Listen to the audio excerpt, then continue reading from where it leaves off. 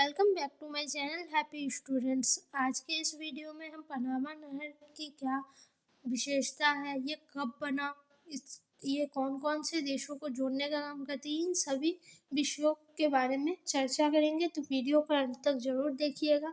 तो ये जो पनामा नहर है वो पूर्व में अटलांटिक महासागर को पश्चिम में प्रशांत महासागर से जोड़ती है। ठीक है, ये क्वेश्चन शॉर्ट्स में भी पूछा जाता है, तो इसको याद रखिएगा। इसका निर्माण पनामा जलडमरू मध्य के आर पार पनामा नगर व कोलोन के बीच 8 किलोमीटर क्षेत्र को खरीदकर नहर मंडल का नाम दिया गया। इसका निर्माण के लिए क्या हुआ, पनामा जलडमरू मध्य के आर पार पनामा नगर और कोलोन के बीच में 8 किलोमीटर जगह को खरीदा गया और इस जगह को नहर मंडल का नाम दिया गया। इस नहर की लंबाई लगभग 72 किलोमीटर है।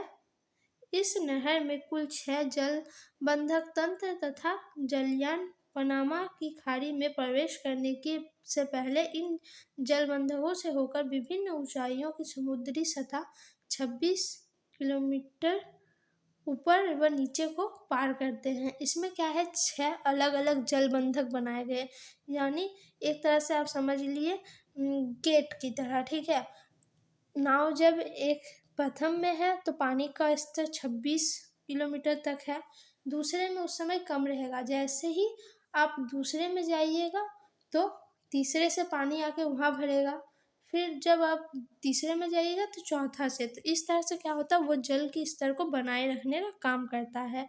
इस नहर के द्वारा समुद्री मार्ग से न्यूयॉर्क व फ्रांसिस्को के मध्य लगभग 13,000 किलोमीटर की दूरी कम हो गई। इसकी विशेषता एक यह है कि जो न्यूयॉर्क और सैन फ्रांसिस्को के बीच 13,000 किलोमीटर की जो दूरी थी अधिक, वो कम हो गई। इस प्रकार पश्चिमी यूरोप और संयुक्त राज्य अमेरिका के पश्चिमी तट, उत्तर पूर्वी और मध्य संयुक्त राज्य अमेरिका और पूर्वी तथा दक्षिण पूर्वी एशिया के बीच की दूरी भी कम हो गई। इससे क्या फायदा हुआ, देखिए। पश्चिमी जो यूरोप था और संयुक्त राज्य अमेरिका के जो पश्चिमी, उत्तर पूर्वी और मध्य संयुक्त राज्य के बीच जो दक्षिणी पूर्वी एशिया के बीच की जो दूरी थी वो काफ़ी कम हो गई। इस नहर का आर्थिक महत्व सुएज नहर की तुलना में कम है। इसकी जो आर्थिक महत्व है वह सुएज नहर की तुलना में कम है, फिर भी दक्षिणी अमेरिका की अर्थव्यवस्था में ये काफ़ी महत्वपूर्ण भूमिका निभाता है। यह सुएज नहर की तरह आर्थिक महत्व नहीं है इसका उतना अधिक, लेकिन फिर भी जो दक्षिणी अमेरिका की जो अर्थव्यवस्था है उसमें यह काफ़ी महत्वपूर्ण भूमिका निभाती है। अब हम देखेंगे पनामा नहर से होने वाले व्यापार। तो इस नहर द्वारा ऑस्ट्रेलिया, न्यूजीलैंड, पूर्वी एशियाई देशों से रबर, गरम मसाले, शक्कर, डेयरी उत्पाद, ऊन, गेहूं, चावल, चाय, तंबाकू व लौह पदार्थ उत्तरी एवं कनाडा के पश्चिमी भागों में भेजा जाता है। ये सभी चीज़ें क्या होती है, पश्चिमी कनाडा के जो पश्चिमी भाग है उसमें भेजा जाता है और ये इन सभी चीज़ों के व्यापार के लिए काफ़ी इम्पोर्टेंट है।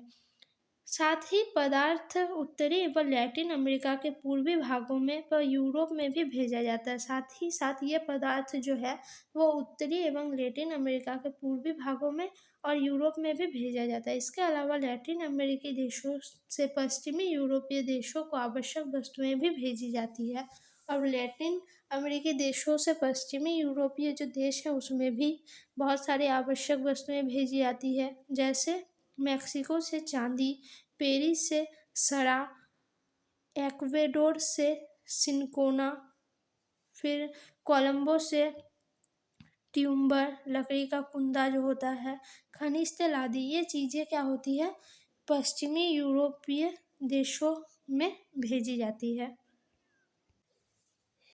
इस प्रकार पनामा नहर के बन जाने से अमेरिका के साथ साथ अन्य देशों को भी सामुद्रिक व्यापार करने से लाभ हुआ।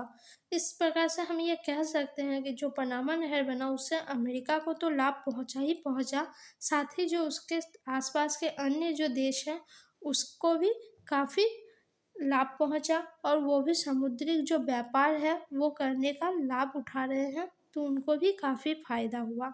ये था समुद्री कारोबार के लिए इम्पोर्टेंट उसका काम। तो ये वीडियो आपको कैसा लगा कमेंट में ज़रूर बताइएगा, और भी इम्पोर्टेंट क्वेश्चन के आंसर के लिए चैनल को ज़रूर सब्सक्राइब कीजिए, वीडियो को लाइक कमेंट शेयर ज़रूर करें। धन्यवाद।